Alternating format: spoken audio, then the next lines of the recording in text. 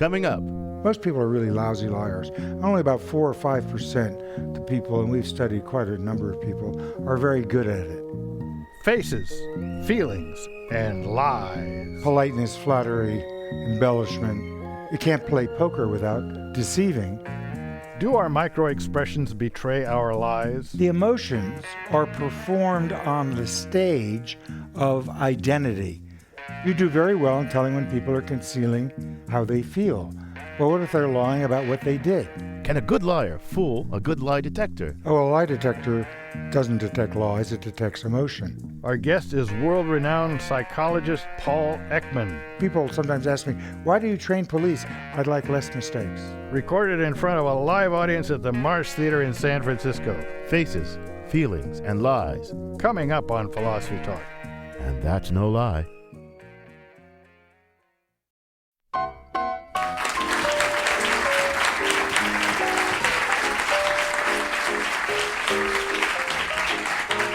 This is Philosophy Talk, the program that questions everything. Except your intelligence. I'm John Perry. And I'm Ken Taylor. Today we're recording the program in front of a live audience at the Marsh Theatre, San Francisco's breeding ground for new performance. Our thinking originates at Philosopher's Corner on the Stanford campus. Welcome everyone to Philosophy Talk.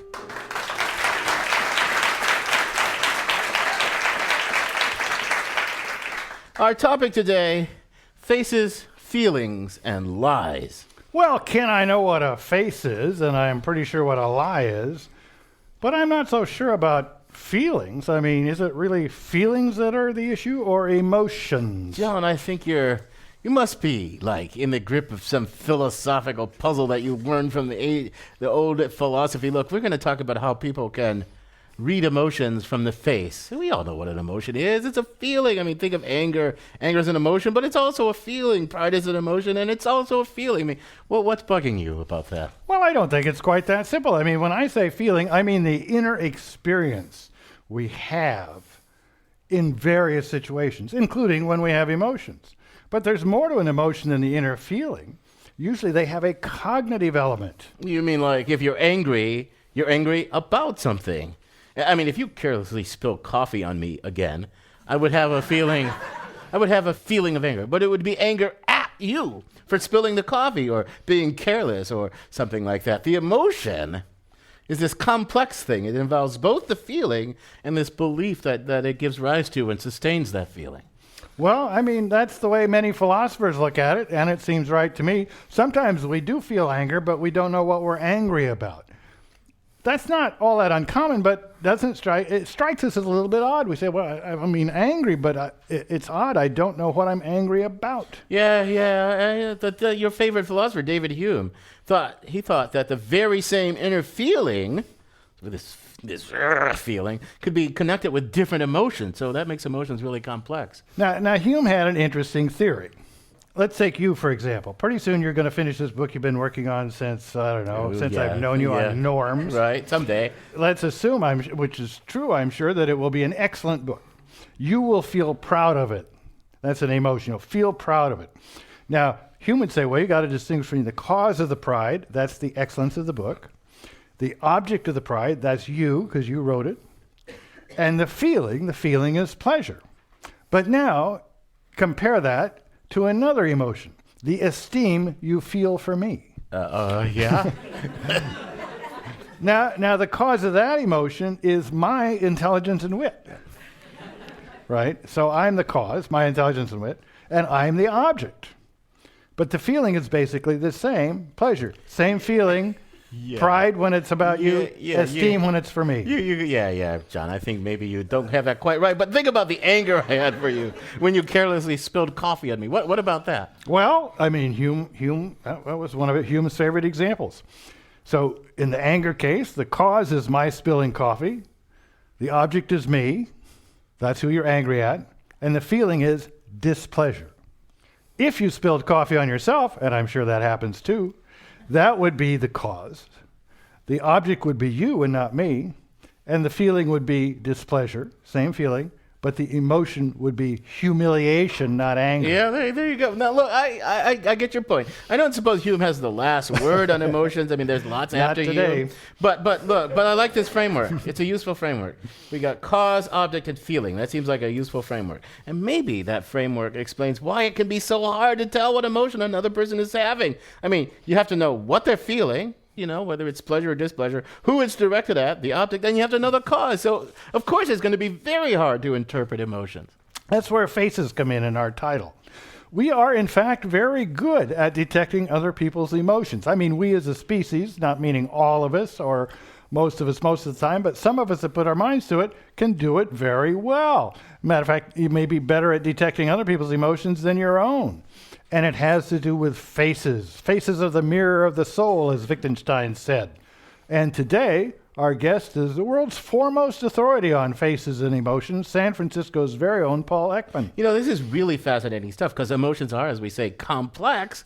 But we do this thing, and which raises the question, if what you're saying is right, why do we have all this elaborate equipment, say, like lie detectors, if we could just look at faces and tell what's going on? I mean, and come to think of it, rather than have me strip or x-ray me, why can't the security people at airports just ask me, are you planning to blow up this plane? Well, if we could put Paul Ekman at every airport and talk to every passenger, that might work. But I don't know to what extent that's exportable, but that's a question we're going to put to our guest.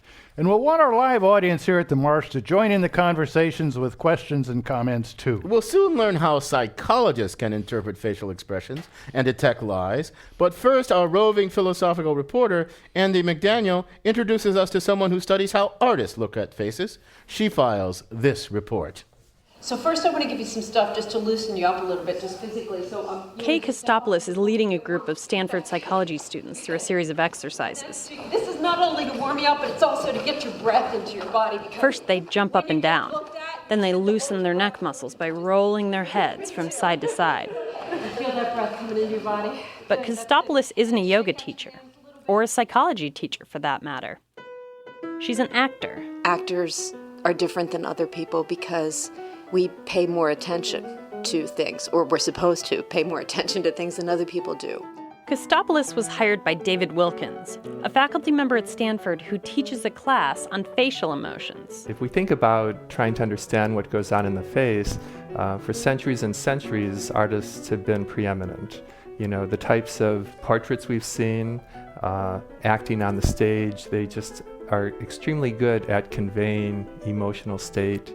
Wilkins isn't interested in understanding the face so he can tell whether someone is lying.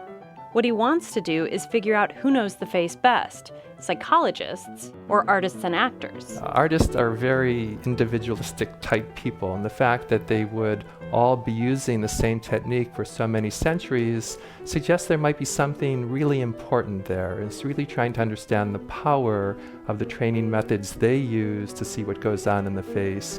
One of the first things Kay Kostopoulos teaches students about facial expressions is that you can't fake it. There's a difference between striking your muscles to produce an emotion or having an emotional memory that makes the face move in a certain way. Kostopoulos is referring to method acting, the technique actors use of conjuring up an intense memory to inspire their face and body to convey a particular emotion. She had to use this approach when modeling for another part of Wilkins' class, in which he has an artist teach students how to draw faces using Kostopoulos as a model. I actually used some of my actor technique going back to a real emotion, a real event that happened to me. And once I brought that up, my face just went into those positions. I didn't have to think about, oh no, I have to raise my eyebrow or, I have to pout. Clearly, the fields of psychology, art, and acting have a lot to teach each other.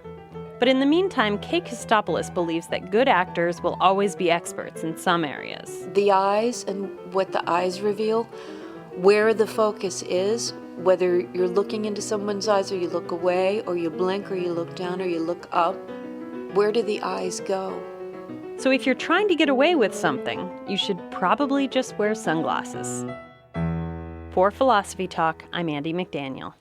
I'm John Perry, along with Ken Taylor, and you're listening to Philosophy Talk coming to you from the Marsh Theatre in San Francisco. And we're joined now by Paul Ekman. He's a world-renowned expert on facial expressions and the emotion. So he's a scientific consultant for the Fox television series Lie to Me. He's a prolific author. He's been, I think, rated by Time as one of the most 100 influential people of the 20th century.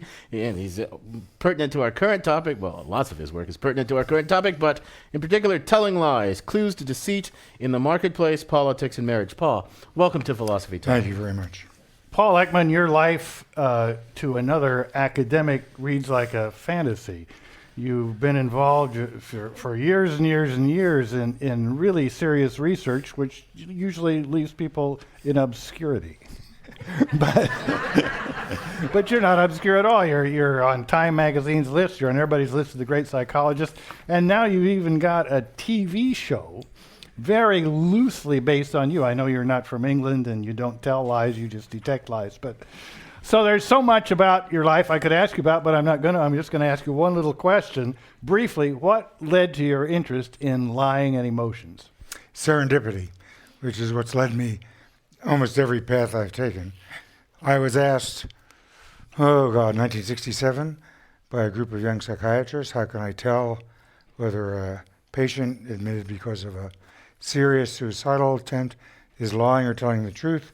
When they say, doctor, let me spend the weekend with my family, I'm no longer depressed, because we know that some of them within an hour take their life. And it took me about 25 years to get some answers. But it wasn't my question. I don't know if I ever would have thought of it if they hadn't asked me. Now, one of your discoveries, and maybe a key discovery, is that of a micro-expression. I'm actually a co-discoverer. Okay. Ernst Haggard discovered them roughly at the same time, but he thought they represented just repressed emotion. Mm-hmm. And what I was able to show that they also occur when we deliberately conceal our emotions. But all they tell you is an emotion is being concealed. They don't tell you why. They don't tell you what triggered that emotion. All they tell you is the person is trying to hide it from you. And what we know is that most people won't see them. And yet, you can learn to see them in about an hour. It's amazing. Why, if you can learn it so quickly, why don't we already know it? So how micro is micro? 25th of a second. 25th of a second, okay. Yeah, if you were to train me to spot liars by their micro-expressions, and if I was a fairly apt pupil, could I do as well or better than a lie detector? Oh, a lie detector doesn't detect lies, it detects emotion. Micro-expressions are only one of the tools we teach national security or law enforcement or medical students. You have to look at all of demeanor. Now, micro-expressions, you do very well in telling when people are concealing, when they're lying about how they feel. But what if they're lying about what they did? Microexpressions are not going to tell you what they did, only perhaps what they feel about what they did, or about your asking a question about it. So it's important, but you have to be very careful unless you're in psychotherapy where you just want the emotion and want to know what that is. This is a special edition of Philosophy Talk, coming to you from the Marsh Theatre in San Francisco. We're discussing faces, feelings, and lies with world-renowned psychologist Paul Ekman. In our next segment, we're going to look more closely at the anatomy of a lie. Sex, lives, and audio tape, or at any rate, lies and live radio, along with questions from our live audience when Philosophy Talk continues.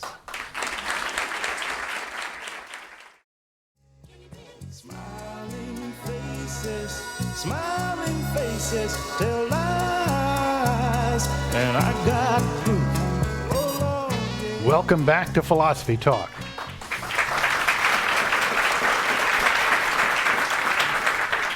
It's true, as the song says, that smiling faces sometimes tell lies. And our topic today is faces, feelings, and lies. I'm John Perry. And I'm Ken Taylor, and with us is Paul Ekman, consultant for the Fox television series Lie to Me, and author of Telling Lies, Clues to Deceit in the Marketplace, Politics, and Marriage. Soon our live audience here at the Marsh Theatre in San Francisco will join in.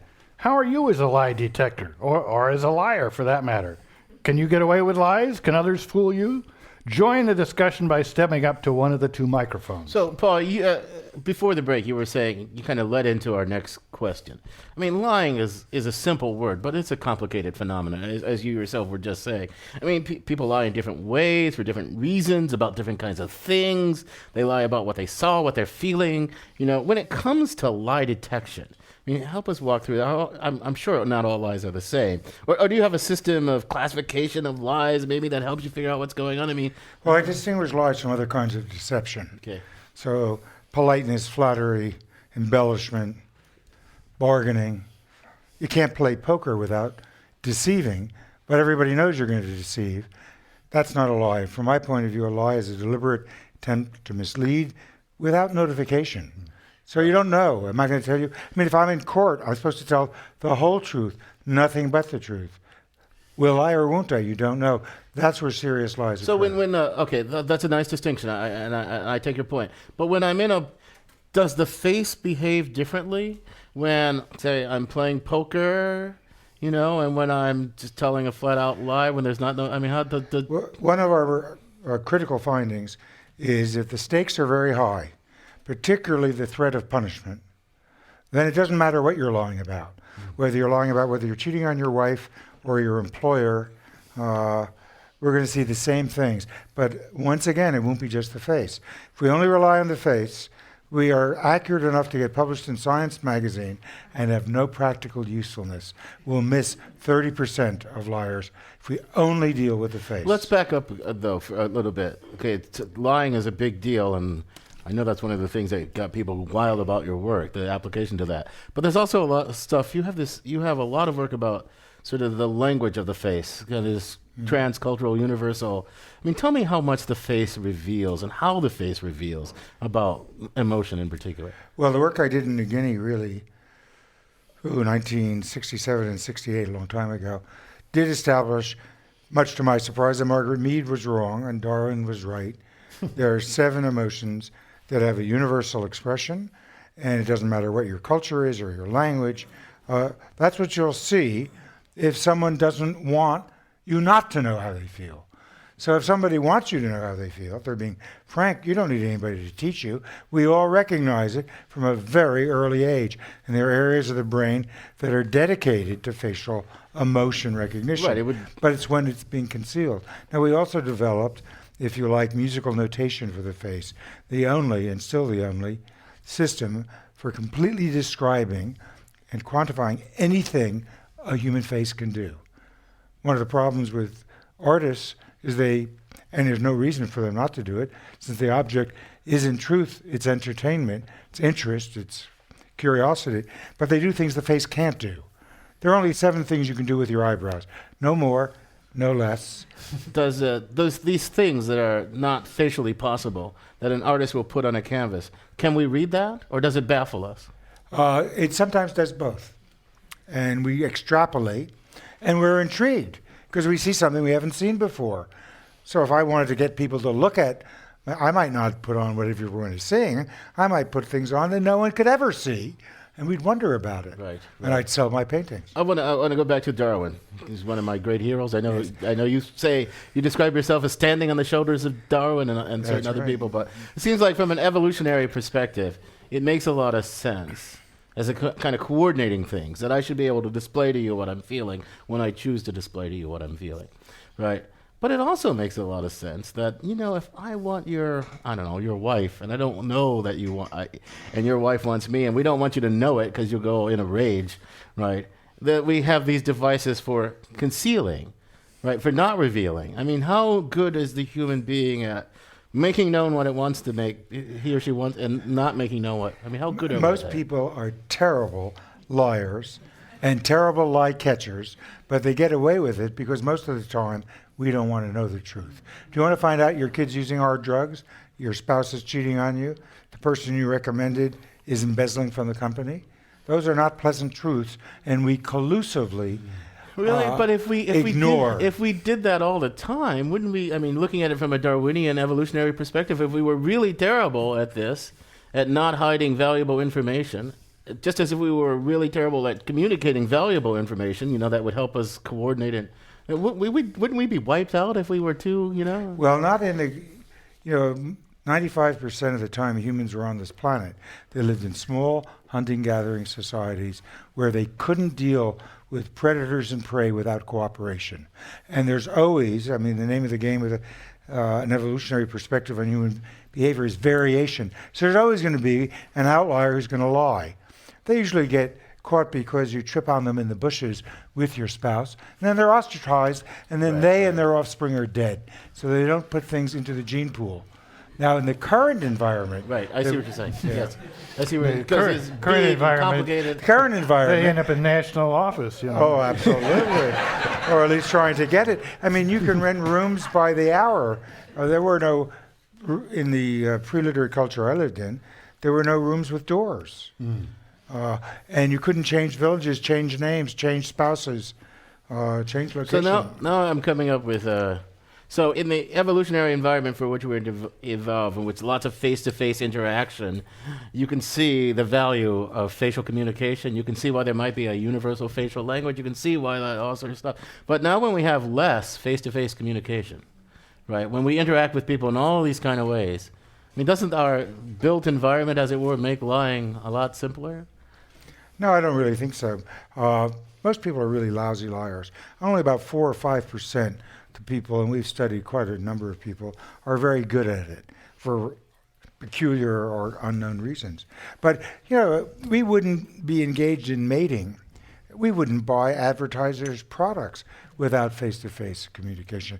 You know, if you study the blind who can't see faces of others, it's an enormous social handicap. I mean, teachers, expressive teachers, have as a consequence that their kids learn more. We don't like to see unexpressive people. We want to know, how are you feeling? I not only like your head shakes, but your occasional little smiles that you give me. So, there you go. Thank you very much. You're listening to Philosophy Talk. We're talking about faces, feelings, and lies with world-renowned psychologist Paul Ekman. And we've got questions from our live audience here at the Marsh. Welcome to Philosophy Talk, Ben. Welcome, Dr. Ekman. Thank you so much for your work. I'm Llewellyn Schaefer from Palo Alto. Have 2 quick questions. One, I'm intrigued that I could perhaps in an hour learn how to read micro expressions. Can I, and how? And 2, I know that your work on cross-cultural from New Guinea said that facial expressions are similar pan-culturally. Have you found lately that perhaps there are exceptions to this culturally? Thanks. www.paulekman.com. It's online. It's so dull to teach. That's what motivated me to get it online, so I'd never have to teach it again. It's not dull to learn. I mean, there's probably a lesson there. You get a lot of feedback in an hour, but once you learn it, you can't turn it off, and you may not always like what you see. Okay? No, we have not found, you know, you can't get anything published now with showing another culture. No one has been able to come up with anything beyond these 7 emotions that have a universal signal in the face. Now, the voice, there's just a recent study published, a young woman, Disa Sauter, that has shown the voice is the primary signal for the different enjoyable emotions. Think of the difference between amusement and relief. Boy, they have pretty much look the same on the face, but they sound entirely different. Amusement and relief are as different as fear is from anger. But it isn't the face that signals it. We have a dual system. You wouldn't be able to bring up infants if you had to only look at their face. You could never do anything else. The voice catches you and lets you know how they're feeling. We've got another question on this side of the room. Welcome to Philosophy Talk, sir. Thank you. My name is Jesse. I'm from the Mission District in San Francisco. I have 2 questions. There's a condition known as Tourette's. One expression of this condition is that the person afflicted cannot suppress inappropriate statements. Are conditions like Tourette's or even Asperger's syndrome, etc., really diseases that are presenting too much truth? And are those, without these afflictions, in a sense, always lying? Got that question? That was a mouthful. You got that, Paul? Neither Tourette's people nor Asperger's, as far as the research that's been done, are better communicators or better concealers. There's lots of interference, particularly with Tourette's, of doing a lot of different things that are distracting and not easy to look at. Asperger's is another whole... There's work on Asperger's really is mostly of the last 10 years, and there's a lot of work looking at how you can socially enable Asperger's to be able to communicate how they're feeling and recognizing in others. And there's some progress being made. I want to ask you a different kind of question. So this ability to read the face, this facial language of the emotion, it seems to be connected to a broader ability that we have just to understand people, not just their affective states, but their their beliefs, their intentions. Is it, or I mean, are they part of the same thing? Thoughts have no signal. You don't know what I was just thinking. Yeah, maybe I was just thinking about Obama's State of the Union, or maybe I was thinking about my mother. Thoughts have no signal at all. They're private. And I try to reassure people when they meet me, you say, oh my God, you're going to read my mind. No, I can only read your emotions. I agree that I can't read your thoughts off your face, but people are pretty good. I mean, there's all this I work have to tell you. Well, there's all this work on developed children's theory of mind about false belief task and all that stuff. People are pretty good at somehow figuring out what other people think. But just wondering if the two abilities are all connected. If I don't want you to know how I think, I'm not going to tell you.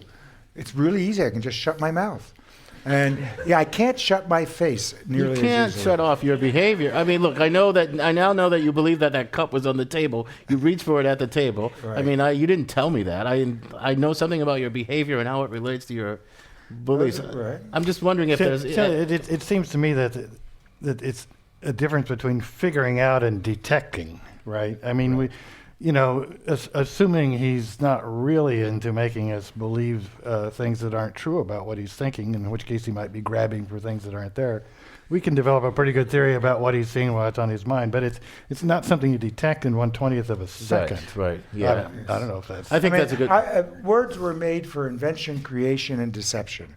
Obama called me yesterday and said, how'd you like my speech? I think I said that in a very convincing way. It's totally untrue. Totally untrue. I wish he had, but he didn't. So I can say anything I want rather convincingly. We've got lots of questions here on this side of the auditorium. Welcome to Philosophy Talk. Hi, Dr. Ekman. This is an honor to meet you. A number of years ago, I wrote a book based on your research, nonverbal behavior in the classroom, focusing on the teacher. To that end, do you still believe that the communication process in general is still about 97% non-word? Well, actually, that was not my work. That was Albert Mehrabian's work, and really never has held up. That's what you're talking about. If I want to tell you how to get to the post office, boy, I can't do that with my face. I'm going to draw pictures in the air, and I'm going to use words. But if I want to tell you how I feel about the work that you've done, I can try to do it with words, and if I'm a poet, I'll do a really good job. But my face is going to give you much more. So it really depends on what the issue is. On this side of the room. Welcome to Philosophy Talk, sir. Pleasure to see you and talk to you. So I'm taking a seminar on emotions at Stanford, and read a paper by you and by a gentleman called Russell, your rebuttal to him. And you laid the claim that emotions are universal, and I think the evidence is really strong and convincing. And by the way, the class was convinced that the emotions are universal. Very good. The facial expressions are universal. And yet this theme of seeming to contradict that and trying to find evidence against that keeps coming up. I mean, Russell tried it, Barrett is trying it, and I'm wondering, in your opinion, what is the philosophical underpinning of that? Why do people have an unpleasant time with that idea? Well, one of my former students, Alan Friedland, said the only way you make a name is by attacking someone who's well known. So don't take what I say seriously, but that's how I'm going to get tenure. That's one explanation. Another explanation is that for many people, particularly for cognitive psychologists, words are emotions. Now I view words as representations of emotion. There are emotions that we all have for which we have no word in the English language. I mean, I'll have to admit, I do take pleasure when I hear that somebody I really dislike for their vile acts has had some misfortune. The Germans have a name for that. We don't. That doesn't mean we don't feel it. So if you focus on the language of emotion, you're going to find huge cultural differences. Yeah. If you focus on the physiology and expression, and to some extent the social context in which emotions occur, you'll find universal. So I want to follow up on that. This is something to do with what John was saying about Hume. Hume says you got the feeling could be associated with different emotions, total emotional states, because there are different background beliefs, different objects you respond to, right? I mean, when you say we can read the, quote, emotion off the face, can we do more than read sort of positive, negative In fact, can we read this fine-grained stuff John was referring to? Yes. Now, I'm a great admirer of Hume. Darwin, before he wrote his Descent of Man book, reread Hume. He was very influenced by Hume. But hearing what you said earlier about Hume, the sensations are emotion-specific. So the feeling of anger, and George Lakoff has shown this in language, we've shown it in physiology. Anger is heat under pressure. Fear has a totally different set of physical sensations. So yes, there are sensations. No, displeasure is too gross a term for the different sensations for anger, fear, sadness, and disgust. You're listening to Philosophy Talk. We're discussing faces, feelings, and lies with psychologist and author Paul Ekman. Thanks to the shoe bomber of a few years ago and the more recent underwear bomber, and of course going back to the 9/11 terrorists, we go through long lines at airports to put ourselves and our carry-ons through expensive machines. Could common sense psychology and our ability to detect motions supplement this in some way or replace some of it and be useful in dealing with terrorism, sabotage, and all sorts of things? We'll explore this in our next segment. We're coming to you from the Marsh Theatre, San Francisco's breeding ground for new performance. We'll take more questions from our live audience when Philosophy Talk continues.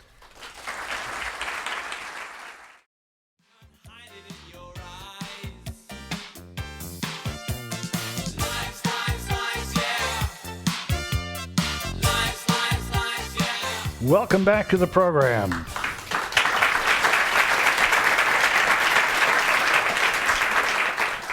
I'm John Perry. This is Philosophy Talk, the program that questions everything except your intelligence. And that's no lie. And you're Ken Taylor, and that's no lie either. I'm Ken Taylor, too.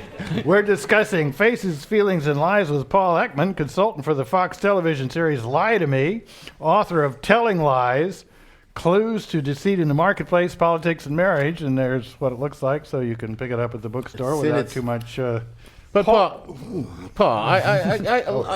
I'm starting to think, if I went to one of your classes, I did this online thing, that if I could have talked to the Christmas underwear bomber for a moment or two, I would have been pretty suspicious, especially, armed with your work. Does your work suggest that we're missing the boat and relying on high technology for screening passengers? I mean, shouldn't we just grill them a bit? Listen, terrorism, a terrorist act like destroying or hijacking a plane, fortunately, is a very rare event, but with a very high cost. So you're looking for a needle in a haystack. That's really tough. And you want a multi-layered approach. You want to look at baggage and your metal detectors, whatever other technology, but you also want to use the best computer we have, which is between the ears, if you train it. I train people in Israel, in England at Heathrow, and a few of the people here.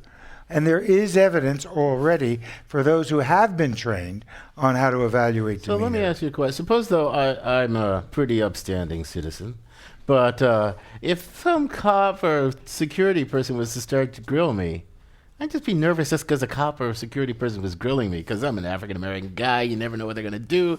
I mean, how do you correct for that? I mean, some people are just made nervous by being put on the spotlight. How do you correct for that kind of thing? Well, you've raised a lot of important issues. One is racial profiling, which we don't do. In fact, why TSA was enthusiastic about my approach, because it's behavioral profiling. You don't care who shows it. You care that somebody is showing what we call, if you don't mind the word, anomalous behavior. They're doing things that no one else is doing. It could be with their gaze, their face, their posture, their clothing, their facial expression, who they're talking to, where they're looking. It's anomalous, and that just simply causes you to go up and ask a few questions of the person.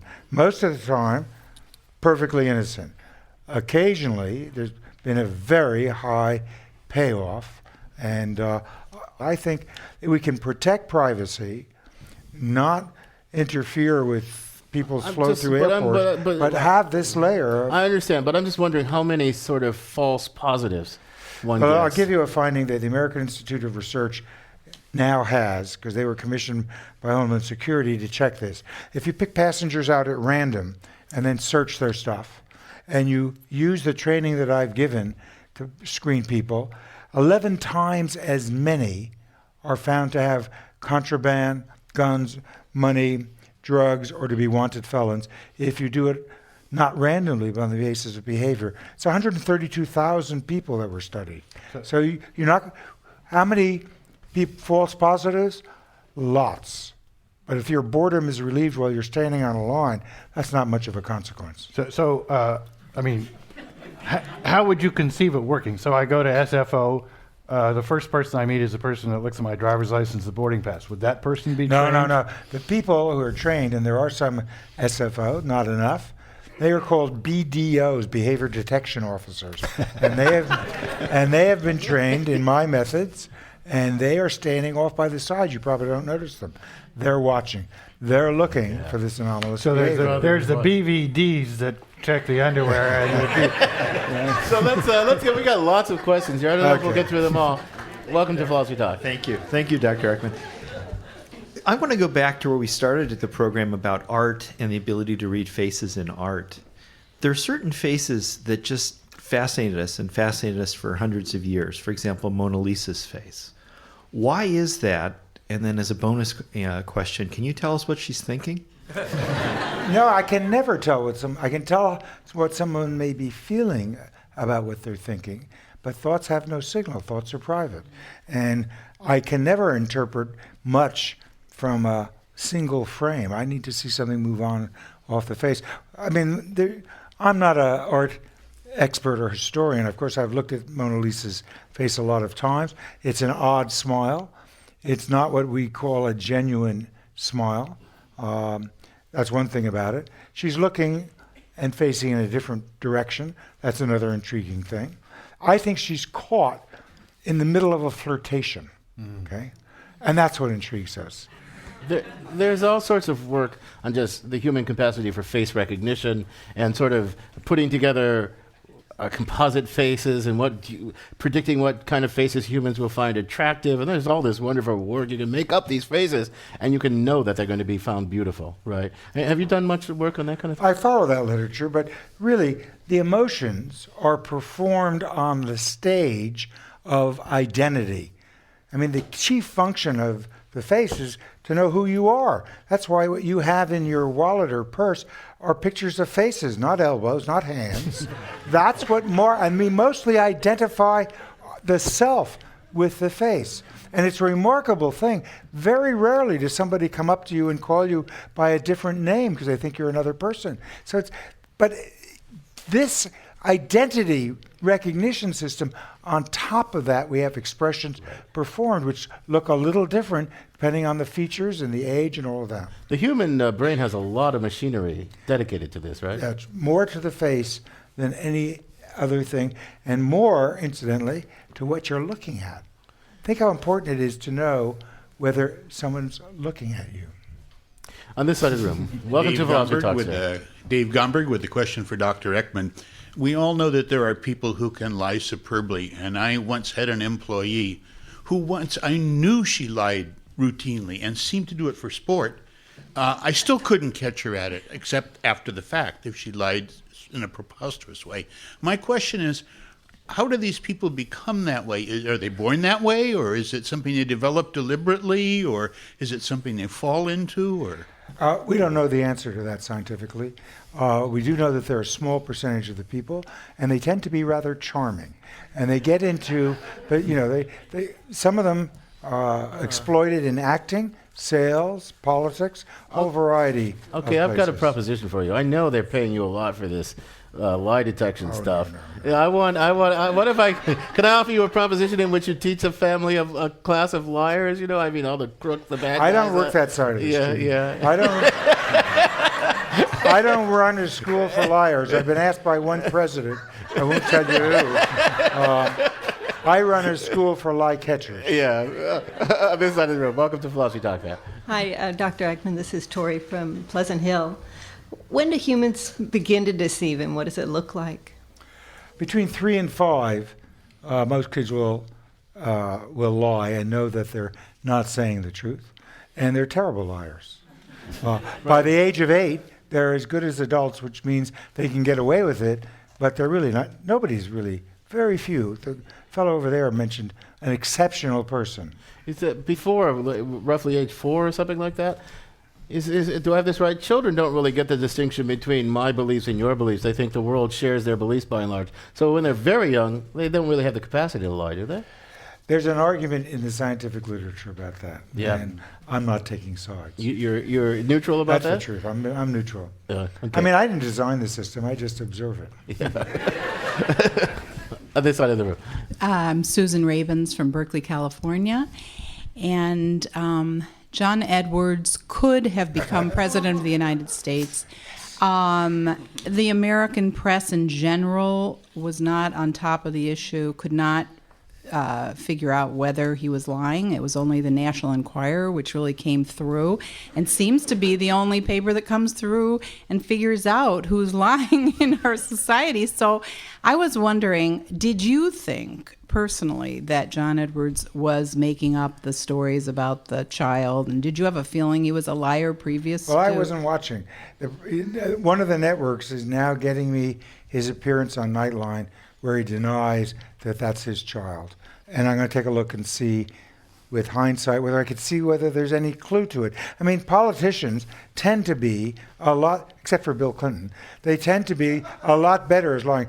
Clinton got caught all the time. A smart guy like Bill Clinton got caught time after time after time. But many politicians are really quite adept. It's one of the reasons they get into it in this television age. So I should have an answer to your question in about a month. Thank you. I want to clear something up. You said people are bad at lying, but you also said people are bad at detecting lies. Most of us think we can spot a liar when we see one. Yes. Given that people are bad at lying, why isn't it true that most of us can spot Well, you a don't liar? get feedback. I mean, if you think someone's lying to you, unless you're a policeman, and even with a policeman, they don't get feedback when they make a mistake. Mm-hmm. By the time they find out they made a mistake, somebody's been spent 20 years in jail, they can't remember why they made the mistake. So people sometimes ask me, why do you train police? I'd like less mistakes. Okay, we got last question. Thank you. I'm Robert Solly. I live in San Francisco, about 5 blocks away. I understand, and you can correct me if this is wrong, but one of your mentors was able to tell by looking at people something about their character quite accurately, actually. And I wondered if you could comment on that in light of also a recent study that people were able to judge sort of bullies from non-bullies pretty accurately.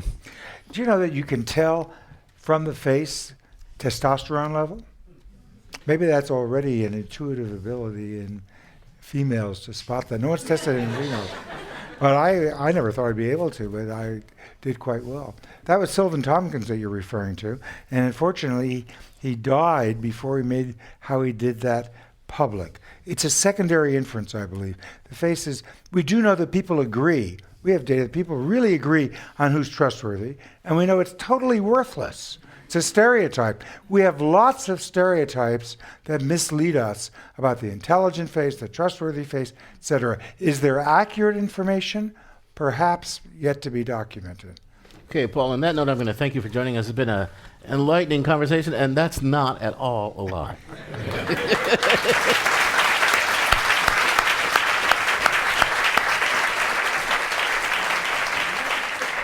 Our guest has been Paul Ekman. He's the world-renowned expert on facial expressions and the emotions. He's a scientific consultant for the Fox television series Lie to Me. He's a prolific author, a very prolific author. We've been talking a lot about his book, Telling Lies, Clues to Deceit in the Marketplace, Politics, and Marriage. We also want to thank everyone in our live audience for participating in the program. Would you give yourselves a round of applause?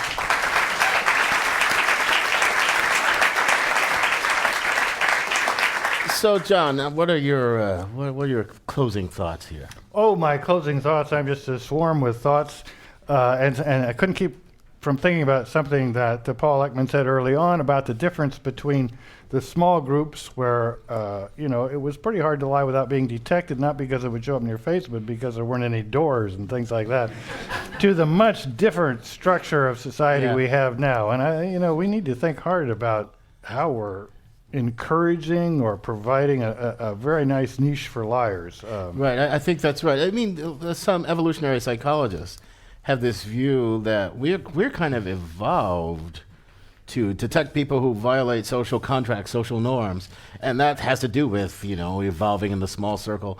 But I wish we could have explored more with him, whether, given the sort of informational structures we have, all this stuff just doesn't work anymore. Of course, but we didn't get a really chance to get into it. We're headed to a world where there's a video cam on every corner, and people think that's terrible, but it may just be a return even to small town America where you couldn't really get away with anything. In any case, well, I don't know about that. Well, you weren't raised in as small a town as I was. This conversation continues on our blog, theblog.philosophytalk.org, where our motto is cogito ergo blogo, I think, therefore I blog. We also have a growing Facebook community, and we'd love to invite you all to join our Facebook. It's a very lively spot on Facebook. And you can download podcasts of our program from our website as well. For the final word, we turn to the high-speed half-truths of Ian Scholes, the 60-second philosopher. Ian Scholes. The recent success of the movie Avatar has created a subsection of viewers who left the movie depressed.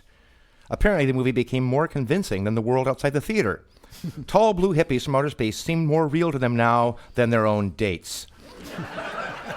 This can either be seen as a salute to Hollywood's skill in creating an alternate reality or a sad reminder that life as you know it doesn't have much to offer, especially when it comes to tall blue hippies from outer space. What makes the movie so compelling are new advances in 3D motion capture.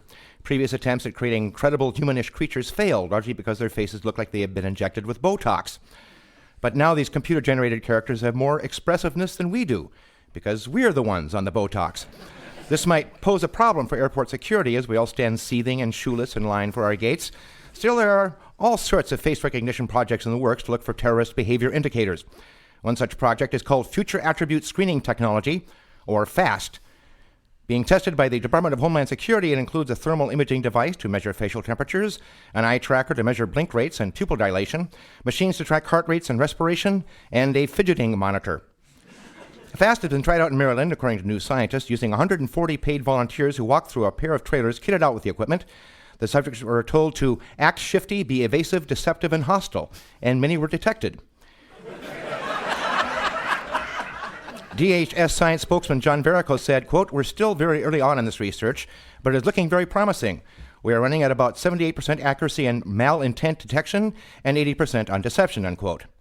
Just to get this straight, subjects were told to act shifty, evasive, deceptive, and hostile, yet this equipment still missed 20% of them.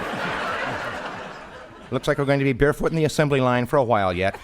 Maybe Homeland Security could take a tip from Facebook, which is very adept at recognizing faces. Sure, it only recognizes the faces that users put on Facebook, but that face can be remarkably revealing. As a matter of fact, there seems to be something intrinsic in Facebook that compels us to reveal what the internet calls TMI, or too much information. Some examples: people post the colors of their bras. One woman posted, "My breasts smell like chicken tenders." How did she know? People post pictures of themselves passed out at parties and posing with weapons. People proudly describe their baby's first bowel movement, post from the hospital beds about their operations, and even post pictures of themselves giving birth. There are drama queens, heartless bastards, drunk sorority girls, guys and gals who post themselves making out with their new B&GFs before unfriending the old B&GFs, leading to epic flame wars. There are baby please don't goes and bye-byes and good rittances and baby comebacks and breakups right there in the Facebook community to see. There's the woman who complained on Facebook about what a jerk her boss was. She apparently forgot that she had friended her boss. He saw the post and fired her right there on Facebook. So my suggestion is get rid of all the surveillance equipment. Instead, make everybody in the whole world sign up for Facebook. We will always tell the truth on our Facebook page. We can't help ourselves. Give access to the internet for security guards at the airport. Ask the passenger his or her name, then access that passenger's Facebook page. It'll be, "OMG, my water just broke," or "Here I am puking on a couch." Or if they fall into the trap, it'll be posts like, "Hey, I'm a terrorist, LOL." "Check out the IED in my tighty whities." And "Al Qaeda is da bomb." It's foolproof, unless you're an alien, of course, in which case you won't have a Facebook page, but even there you give yourself away by your tallness and your highly expressive, mobile, blue, unbotoxed face.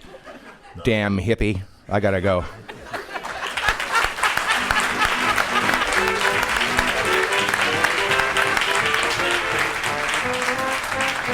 Philosophy Talk is a presentation of Ben Manila Productions and the trustees of Leland Stanford Junior University, copyright 2010. Our executive producer is David Demarest. Special thanks to Kadar Lawrence, Joe Burke, and Arnie Warshaw.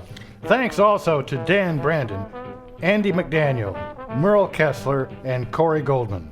Our production coordinator is Devin Strolovich. Daniel Elstein and Ben Hirsch are our directors of research. Leo Weiss is our webmaster. Support for Philosophy Talk comes from the Stanford Humanities Center, various groups at Stanford University, the Friends of Philosophy Talk, and from the members of KALW Local Public Radio San Francisco, where our program originates. The views expressed or misexpressed on this program do not necessarily represent the opinions of Stanford University or our other funders. The conversation continues on our website, philosophytalk.org. I'm John Perry. And I'm Ken Taylor. Thank you for listening. And thank you for thinking.